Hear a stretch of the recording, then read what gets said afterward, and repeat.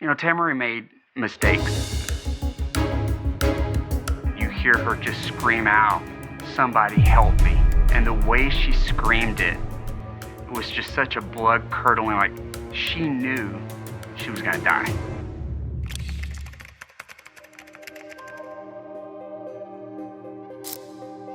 Tamarie Tollison was a well-experienced and adverse trainer at SeaWorld.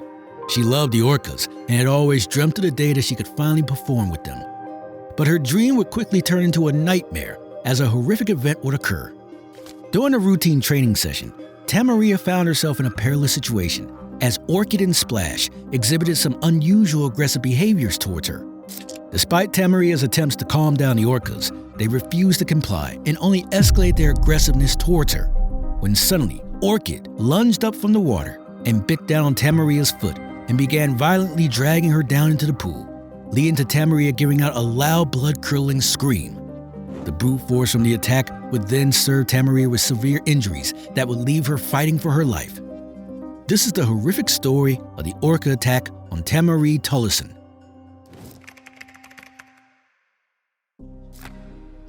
Splash, originally named Katak, was a male orca born on August 15, 1989 in Marineland, Canada. His mother Nuka 5 and father Candu 7 welcomed him into the world, marking a significant milestone as the first killer whale calf born at Marineland. However, Splash's early years were marked by health challenges, as he was diagnosed with epilepsy at a young age. Despite the loving care provided by his mother, Splash's health condition necessitated a transfer to SeaWorld San Diego for specialized medical treatment. At the age of 2, Splash made the journey to California, where he received care for his epilepsy and associated complications. It was during this time that his name was changed from Katak to Splash. Splash had some health challenges, but nevertheless thrived at SeaWorld San Diego. He participated in performances in waterworks, showcasing his agility and intelligence to park visitors. Splash's reliable performance endeared him to trainers and guests alike, earning him a reputation as a dependable and beloved member of the orca community. This wasn't the first time Splash, Orkid, and Tamarie were together. There wasn't a single problem beforehand. A calm, prized performer doesn't just attack a trainer without reason. We should look for reasons far beyond the attack on Tamarie. It wasn't without its setbacks. In 1995, he experienced a seizure that resulted in a collision with a pool gate, causing severe damage to his lower jaw. Orkid and Kasaka came to Splash's aid during this episode, providing him with support and assistance until he recovered. Although Splash's jaw remained permanently scarred and disfigured from the incident, he adapted to his condition with resilience and determination. Throughout his time at SeaWorld San Diego, Splash continued to exhibit playful and sociable behavior, forming friendships with fellow orcas such as Sumar. Tragically, Splash's life was cut short on April 5, 2005, when he succumbed to a perforated stomach. Despite efforts to treat him with antibiotics, Splash's condition worsened, ultimately leading him to his untimely death. As Splash passed away, his companions, Orkid and Sumar, watched from the confines of the medical pool, mourning the loss of their friend and fellow orca. On the other hand, Orkid is still alive. This remarkable 35-year-old female killer whale is a hybrid born at SeaWorld San Diego on September 23, 1988. Her family tree is quite fascinating. Her mother is Candu 5, hailing from Iceland, while her father is Orky 2, a northern resident killer whale. This makes Orkid 50% Icelandic and 50% northern resident, a unique blend of orca genetics. Since her birth, Orkid has been a special whale, often referred to as Baby Shamu. Like many other killer whale calves born at SeaWorld, she quickly stood out for her intelligence and adaptability. Unfortunately, tragedy struck early in her life when her father, Orky 2, passed away just 3 days after her birth. Yet she found solace with her mother, Candu 5, until another heartbreaking event occurred. Candu 5's death, a year after Orkid's birth, was a moment of profound loss. During a performance at SeaWorld, a conflict between Candu and another female killer whale led to a fatal injury for Candu. Orkid witnessed a tragic event. Splash and Orkid didn't have anything against Tamarie. In fact, they did share a special bond. But these animals were so desperate that they needed to act out in order to get some attention. The debate surrounding Orkid and Splash's aggression is complex, involving factors such as genetics, environment, and individual temperament. While some argue that her behavior is a result of her genetic predisposition or traumatic past experiences, others point to the unnatural conditions of captivity as a contributing factor. Now, as Orkid approaches her later years, questions about her future at SeaWorld linger. Some advocate for her retirement to a seaside sanctuary, where she can live out the remainder of her days in a more natural environment. Others believe that she should continue to participate in educational programs at the park despite the risk involved.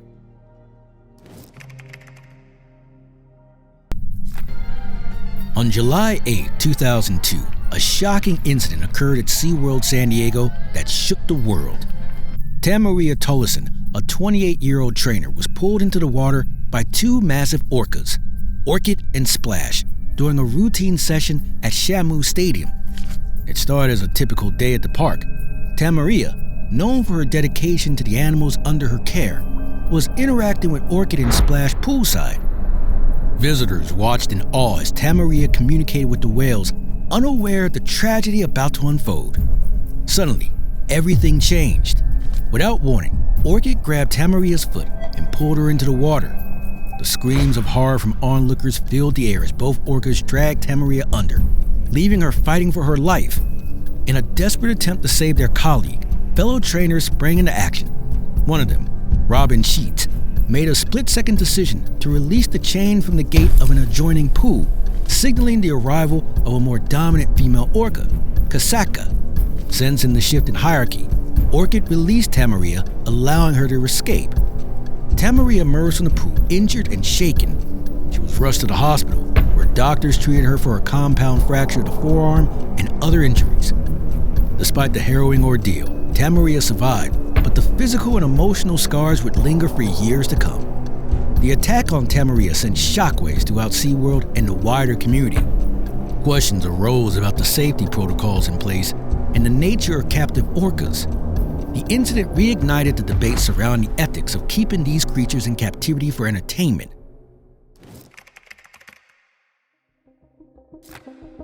The aftermath of the attack on Tamarie Tollison sent shockwaves through SeaWorld and the broader community.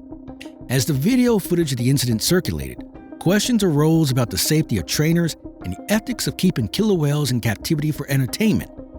In response to the attack, SeaWorld implemented significant policy changes. Trainers were no longer permitted to swim with the killer whales, a practice that had been commonplace for years. The incident served as a catalyst for reevaluating safety protocols and sparked discussions about the welfare of both trainers and captive animals.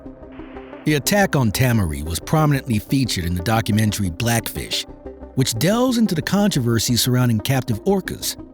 Former trainer John Hargrove, who participated in the film, recounted the terrifying moments when Tamarie was dragged underwater by Orkid and Splash.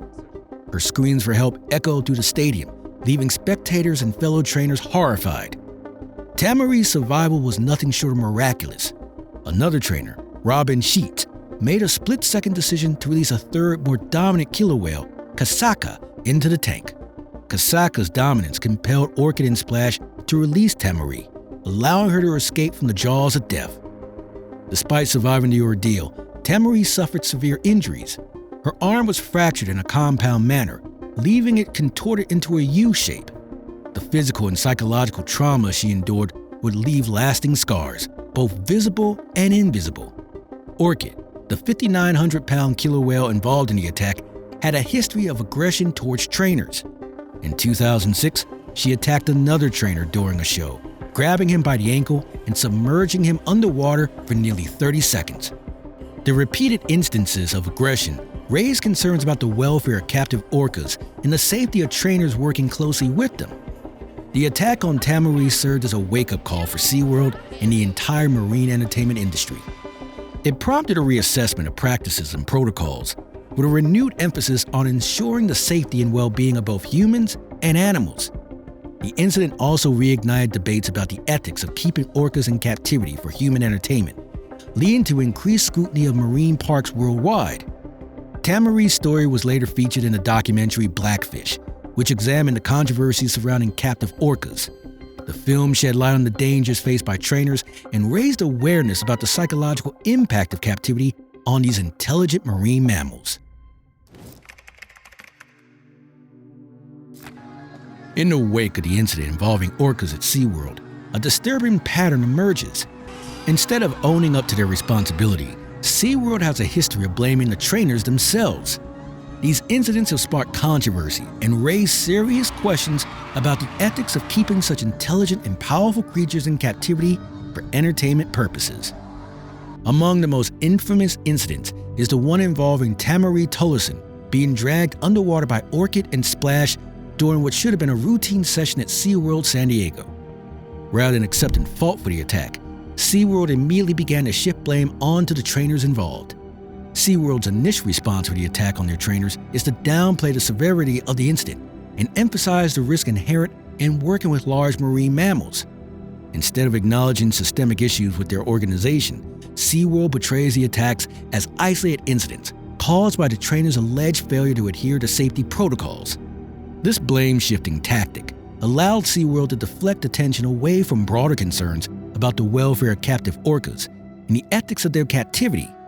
In subsequent statements and press releases, SeaWorld continued to cast doubt on the competence and professionalism of its trainers, subtly insinuating that their actions may have contributed to the attacks. Should SeaWorld be punished for how long they ignored the problems that animals under their care had? How can the trainers that were attacked be repaid for the pain and suffering they endured?